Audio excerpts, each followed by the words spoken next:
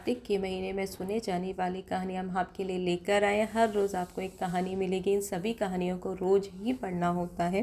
तो कार्तिक मास में आज मैं पहली कहानी बता रही हूँ, माँ बेटी की कहानी। एक माँ बेटी थी, कार्तिक स्नान किया था।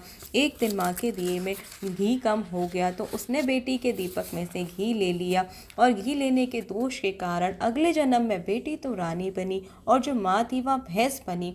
और पर भैंस को अपने पूर्व जन्म की याद थी। वह इधर उधर खाया करती थी और दूध बेटी के घर दिया करती थी। एक दिन बेटी की छत पर गेहूं सूख रहे थे तो पड़ोसिन चुरा कर ले जा रही थी। तो भैंस ने देख लिया तो भैंस को हंसी आ गई और कहने लगी, नेक घी लिया था, उसका 12 साल में भी नहीं पटा पाई हूँ। इतने सारे गेहूँ लेकर जा रही हो, ना जाने कितने जन्म में पटाओगी। उसकी बात पड़ोसन ने सुन ली और भैंस से पूछा, तुम हंस क्यों रही थी? तब भैंस बोली, हम पहले जन्म में माँ बेटी थे। सो कार्तिक स्नान किया था, मेरे दिए में घी खत्म हो गया था, तब मैंने बेटी के दिए में से घी ले लिया था। उसके कारण मैं भैंस बनकर इधर उधर खाकर घी का बदला चुका रही हूँ। कार्तिक नहाने के कारण मुझे अपने पूर्व जन्म की याद है।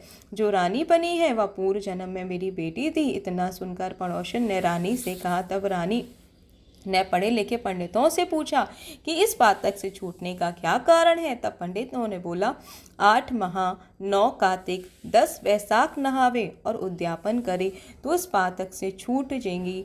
तब रानी बनी बेटी ने ऐसा ही करवाया। तब भैंस के जन्म से मुक्ति भई। कार्तिक भगवान की कहानी कहना और सुनने वाले सब पर अपनी कृपा दृष्टि बनाए रखना। बोलो जय श्री कृष्ण।